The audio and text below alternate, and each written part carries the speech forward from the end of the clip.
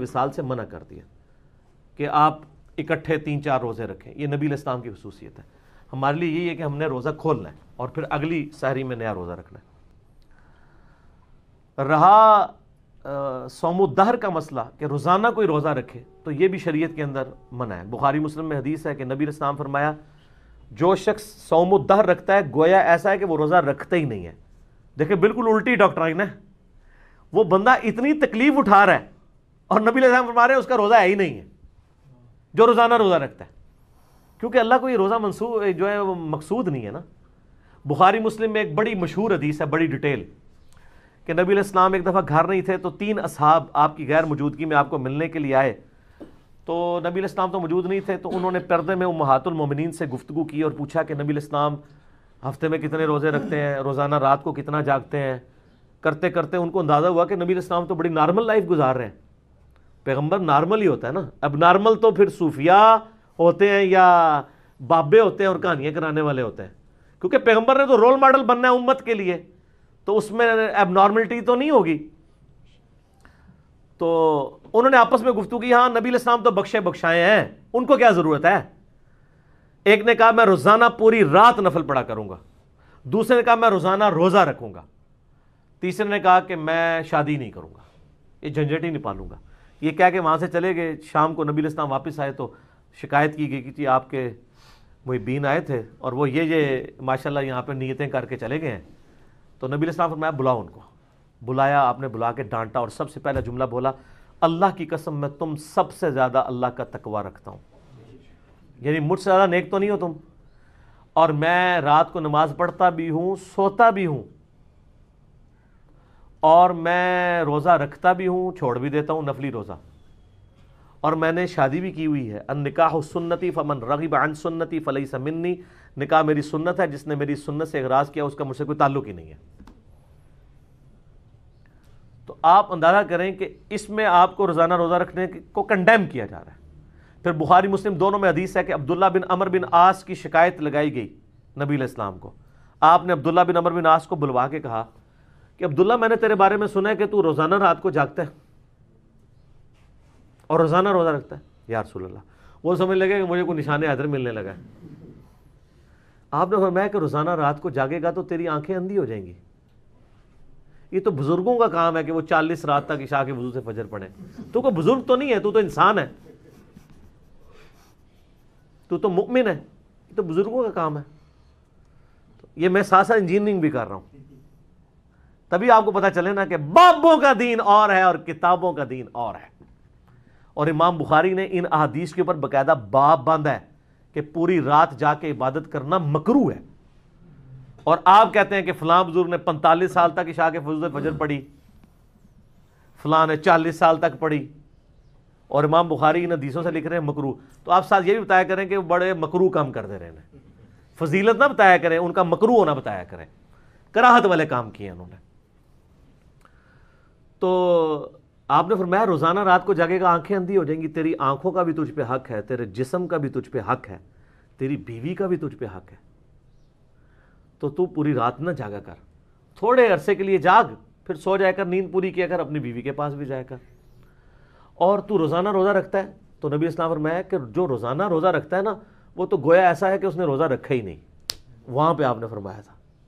تو اگر تو نے روزانہ روزہ رکھنا ہے تو ایسا کر کہ ایک دن روزہ رکھ اور ایک دن چھوڑ دے.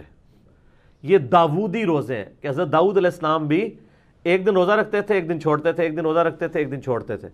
اگر بہت طاقت ہے نا تو یہ رکھ، ٹھیک ہے.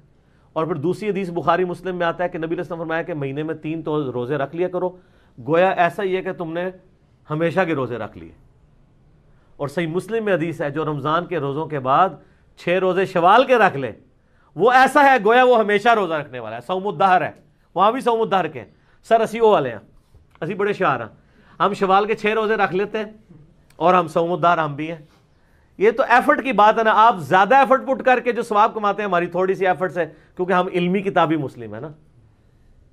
صحیح مسلم میں حدیث ہے نبی علیہ السلام ایک دفعہ فجر کے بعد کہیں چلے گئے تو جاتے وقت انہوں نے دیکھا کہ حضور کی جو بیوی ہے نا سیدہ جویریہ، وہ مصلی پہ بیٹھی ہوئی ہے.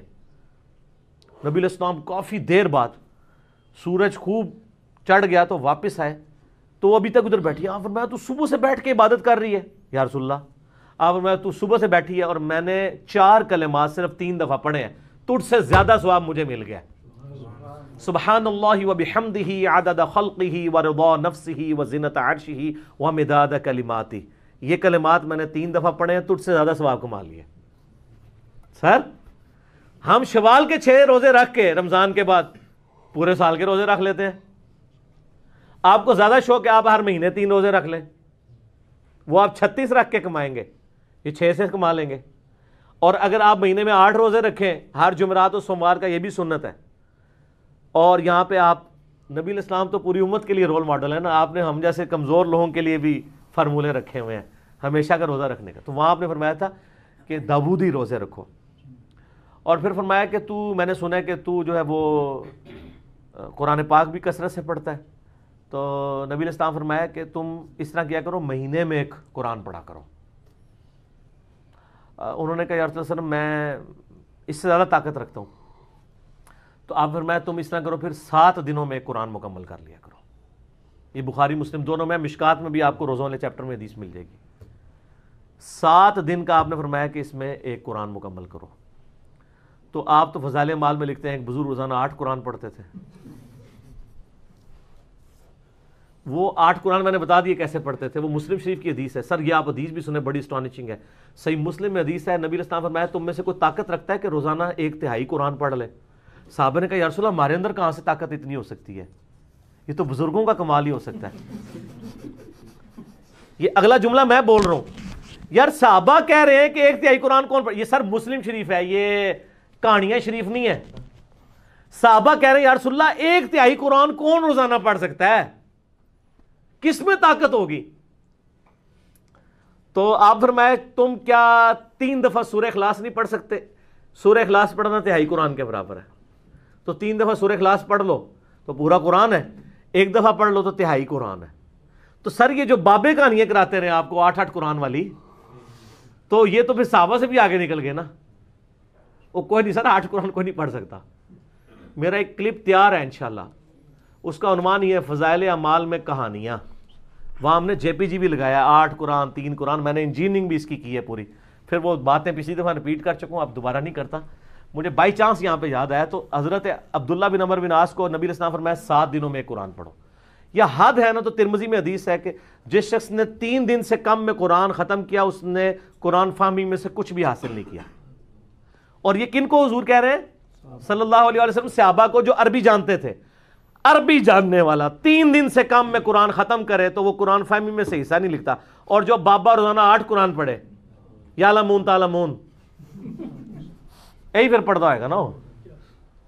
تو یا ہے اس نے ذہن رکھو کہ 24 دفعہ نا وہ سورہ اخلاص پڑھتے سن, 8 تیا 24, یعنی آپ 3 دفعہ سورہ اخلاص پڑھ لے, 1 قرآن ہے, 24 دفعہ پڑھ لیں تو 8 قرآن ہے. یہی کرو گے بچوں کے دعا تے کام مکروج ہے, اور ہے بھی کوئی نہیں, جھوٹ بولتے ہیں, یہ پاسبل ہی نہیں ہے سر. ایک رات میں کون 3 قرآن پڑھ سکتا ہے؟ قرآن پاک کوئی مطلب 10 صفحوں کی کتاب ہے, اتنی موٹی کتاب ہے یہ پڑھنے کے لیے. تو نبی علیہ السلام فرمایا 7 دنوں میں قرآن مکمل کرو. اس لیے آپ دیکھیں کہ صحابہ کرام کے زمانے میں منزلیں بن گئی تھی. قرآن پاک میں جو یہ منزلیں ہیں نا, 7 منزلیں, یہ صحابہ نے بنائی ہیں, تاکہ جو بندہ 7 دن میں قرآن ختم کرنا چاہے وہ ختم کر لے. اور یہ آلموسٹ ایونلی ڈسٹریبیوٹڈ ہے 7 منازل. پاروں کی تقسیم تابعین کے دور میں ہوئی ہے, جب مزید سستی آ گئی کہ چلو کوئی مہینے میں قرآن مکمل کرنا چاہتا ہے نا تو وہ روزانہ 1 پارہ پڑھ لے. صحابہ کرام کے زمانے میں منزلوں کی ڈویژن ہو گئی تھی, اور آپ دیکھیں کتنی زبردست اس کی ڈویژن ہے کہ آپ سورۃ الفاتحہ کو اگر مقدمے کے طور پہ مان لیں تو پہلی منزل میں 3 صورتیں ہیں, دوسری میں 5 ہیں, تیسری میں 7 ہیں, چوتھی میں 9 ہیں, اور 5ویں میں 11 ہیں, اور 6ٹھی میں 13 صورتیں ہیں, اور 7ویں میں 65 ہیں, وہ بھی 13 کا ملٹیپل ہے. بڑی زبردست ڈویژن کی ہوئی ہے. یہ صحابہ نے کی تھی نا, اس لیے اس میں کوئی خامیاں نہیں ہیں. پاروں کی ڈویژن چونکہ کی ہے بزرگوں نے, تو انہوں نے اتنا ظلم کیا ہے کہ آپ دیکھ لیں سورۃ الحجر کی ایک آیت جو ہے نا وہ پارہ نمبر 13 میں ہے, باقی سورہ ہجر پوری کی پوری پارہ نمبر 14 میں ہے. اور وہ ایک آیت بھی ایک لائن کی ہے، وہ ایک لائن بچانے کی خاطر انہوں نے سورت کے 2 ٹکڑے کر دیے۔ ایک لائن سے کیا فرق پڑنا تھا؟ پوری سورہ ہجر پارہ نمبر 14 میں ہے، ربما یود الذین کفروا، یہ آیت نمبر 2 ہے، اور اس سے پہلے الف لام را آتی ہے۔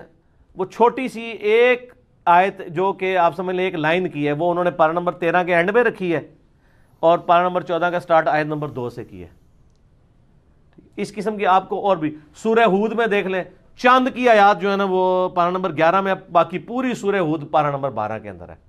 وہ میرا خیال ہے کسی نے نا اینج کر کے نا اینج صفحے گنے نے، 1 2 3، پہلا 20 صفحے ہو گئے تھے، پہلا سپارہ، اگلے 20 جو ہے جو ان کے پاس اویلیبل تھے۔ انٹلیکچوئل ڈویژن نہیں ہے، البتہ رکوعوں کی ڈویژن جو تابعین کے دور میں ہوئی ہے نا وہ انٹلیکچوئل ہے۔ آپ دیکھیں جتنے رکوع کی ڈویژن کی گئی ہے نا، وہ رکوع ایک پورے مضمون کو احاطہ کیے ہوئے ہیں۔ اس لیے آپ دیکھیں کہ کئی رکوع ہیں وہ پاروں میں بھی ٹوٹتے نہیں ہیں۔ سورہ یاسین میں آپ اگر دوسرا رکوع دیکھیں گے نا، وہ پارہ نمبر 22 سے شروع ہو کے پارہ نمبر 23 کے اندر ختم ہوتا ہے۔ یہ نہیں ہے کہ پارہ نمبر 22 اینڈ ہوا ہے تو رکوع بھی ختم ہو جائے، چونکہ ایک مضمون شروع ہوا تھا، وَاضْرِبْ لَهُمْ مَثَلًا أَصْحَابَ الْقَرْيَةِ، وہ پورا ایک واقعہ تھا۔ حضرت عیسیٰ علیہ السلام نے 2 اپنے ساتھی بھیجے تھے تبلیغ کے لیے، پھر پیچھے سے تیسرے کو بھیجا، پھر کرتے کرتے وہ ایک اہل ایمان تھا، اس کی شہادت کے واقعے تک وہ پورا ایک واقعہ تھا نا۔ تو وہ آپ دیکھیں وہ دوسرا رکوع سورہ یاسین کا پارہ نمبر 22 سے شروع ہوتا ہے، پارہ نمبر 23 کے اندر جا کے ختم ہوتا ہے، کیونکہ ایک مضمون تھا پورا۔ تو رکوعوں میں مضامین کی تقسیم رکھی ہوئی ہے انہوں نے، بڑی زبردست ڈویژن ہے رکوعوں کی۔ یہ تھوڑی عقل استعمال کر کے کی گئی تھی، اور جہاں پہ آپ نے عقل نہیں استعمال کی اور آپ نے یعنی صفحے گنے ہیں، تو وہاں پہ آپ سپاروں کی ڈویژن دیکھ لیں۔ تو صوم الدہر سے بات شروع ہوئی تھی، تو صوم الدہر آپ نے بننا ہے تو شوال کے 6 روزے رکھیں، صحیح مسلم میں حدیث ہے۔ اس میں یہ بھی ضروری نہیں ہے کہ یکم شوال کے فوراً بعد رکھ لیں، پورے شوال کے مہینے میں جس وقت مرضی چاہے رکھ سکتے ہیں۔ بعض کہتے ہیں جی ایک فوراً رکھ لو عید تو بعد، باقی کر لو، اور نہیں سر شوال میں جس وقت مرضی رکھیں، ٹھیک ہے۔ لیکن اس حدیث میں الفاظ ہیں جس نے رمضان کے روزے رکھے اس کے بعد 6 شوال کے رکھے، یہ نہیں کہ خالی کو 6 دن رکھ لے تو صوم الدہر ہو جائے گا، رمضان کے مہینے کے بعد۔ اور اگر اس سے آگے بڑھنا ہے تو مہینے میں 3 روزے بخاری مسلم میں آتا ہے، وہ بھی صوم الدہر ہے۔ بلکہ بخاری مسلم میں ایک حدیث یہ بھی ہے، میں بخاری مسلم کہہ رہا ہوں تو یہ نہ سمجھیں کہ بزرگ فرماتے ہیں حضرات فرماتے ہیں، نہ، میں بڑی ذمہ داری کے ساتھ یہ حدیثیں بیان کر رہا ہوتا ہوں، ریفرنسز بڑی ذمہ داری سے کوٹ کر رہا ہوتا ہوں۔ بخاری اور مسلم میں حدیث ہے کہ حضرت ابو ہریرہ کہتے ہیں مجھے نبی علیہ السلام نے یہ نصیحت کی تھی کہ 3 کام کرنے ہیں۔ نمبر 1، مہینے میں 3 روزے۔ اور مسلم شریف میں حدیث ہے کہ نبی علیہ السلام 3 روزے جو ہے نا وہ کسی بھی وقت رکھ لیا کرتے تھے۔ اور سن نسائی میں ہے کہ آپ علیہ السلام عموماً ایام بیز رکھتے تھے، چاند کی 13، 14 اور 15 کو، جب چاند یعنی وہ گول ہو جاتا ہے، ایام بیز یعنی گول چاند کے روزے۔ تو 3 کام مجھے وصیت کی تھی نبی علیہ السلام نے کہ مہینے میں 3 روزے، اشراق کی نماز روزانہ نفلی نماز ہے، اور تیسرا فرمایا کہ سونے سے پہلے وتر پڑھ لینا ہے۔ ویسے افضل تو ہے آخری رات میں پڑھیں، لیکن اگر آپ اٹھ نہ سکتے ہوں تو آپ کے لیے بہتر ہے رات کو پڑھ کے سوئیں۔ بلکہ میں نے تو وہ سنن دارمی سے وہ حدیث بھی پیش کی ہے، صحیح ابن حبان کے اندر بھی موجود ہے کہ جو عشاء کے وتر کے بعد 2 نوافل پڑھ لے تو اگر وہ رات کو نہ بھی اٹھ سکا تو اللہ تعالیٰ اسے آخری پہر میں اٹھ کے نوافل پڑھنے کا ثواب دے دے گا۔ تو یہ میں نے ہر چیز میں شارٹ کٹ کٹے ہوئے نے، لیکن کولو بنا کے نہیں، احادیث کی روشنی میں، ٹھیک ہے۔ فجر سے اشراق تک میرے لیے اعتکاف مسجد میں مشکل ہو گیا تھا علماء کی محبتوں کی وجہ سے، تو میں نے اس کا آسان راستہ وہ صحیح مسلم کی حدیث سبحان اللہ وبحمدہ عدد خلقہ ورضا نفسہ وزنۃ عرشہ ومداد کلماتہ 3 دفعہ پڑھ لیں، ٹھیک ہو گیا۔ تو ہر ایک آپ کے پاس الٹرنیٹو موجود ہے۔ اچھا، پھر عبداللہ بن عمر بن عاص کہتے ہیں، بخاری مسلم میں حدیث ہے، جب مجھے حضور نے نصیحتیں کی نا کہ 7 دن میں قرآن پڑھ لیا کرو، روزانہ رکھا کرو، 1 دن چھوڑ کے 1 دن رکھ لو، جو روزانہ رکھے گا اس کا روزہ شمار نہیں ہوگا۔ کہتے ہیں میں پھر حضور سے ضد کرتا رہا، رسول اللہ میرے اندر بڑی طاقت ہے، ٹھیک ہے نا، مجھے اور کرنے کی اجازت دیں۔ اور آپ علیہ السلام مجھے رخصت دیتے جا رہے تھے، نہیں اس کو بھی کام کرو، اس کو بھی کام کرو۔ کہتے ہیں اس ٹائم تو میں جوش میں مانتا رہا، یعنی نبی علیہ السلام کی بات کی طرف میں نے توجہ نہیں دی اس اعتبار سے، زیادہ سے زیادہ جو چیز تھی وہ ویل کی کہ روزانہ روزہ رکھنے کی بجائے 1 دن رکھ کے 1 دن چھوڑ دیا۔ حضور تو کہہ رہے تھے مہینے میں 3 بھی رکھ لو کافی ہے، کہتا ہے لیکن اب میں جب عمر کے اس اسٹیج پہ پہنچا تو مجھے یاد آتا ہے کہ اس وقت میں نے کاش نبی علیہ السلام کی اس آسانی سے فائدہ اٹھا لیا ہوتا. چلے عبداللہ بن عمر بن عاص نے تو نہیں اٹھایا, تو آپ لوگ تو اٹھا سکتے ہیں نا, کہ ہم لوگ یعنی اس چیز کا اہتمام کریں کہ عمل استقامت کے ساتھ کریں, کیونکہ بخاری مسلم میں حدیث ہے, ام عائشہ کہتی ہیں کہ نبی علیہ السلام نے فرمایا کہ وہ عمل جو تھوڑا ہی کیوں نہ ہو, استقامت کے ساتھ ہو, وہ اللہ کو محبوب ہے اس عمل سے جو بہت زیادہ ہو لیکن استقامت کے ساتھ نہ ہو. یعنی ایک دن بندہ 1000 دفعہ درود شریف پڑھتا ہے, اگلے دن 100 دفعہ, اس کی بجائے روزانہ 100 دفعہ پڑھ لے, صبح شام 10 دفعہ پڑھ لے, لیکن پھر پڑھے روزانہ, اس کو چھوڑے نا. یہ عمل زیادہ محبوب ہے بجائے بہت زیادہ عمل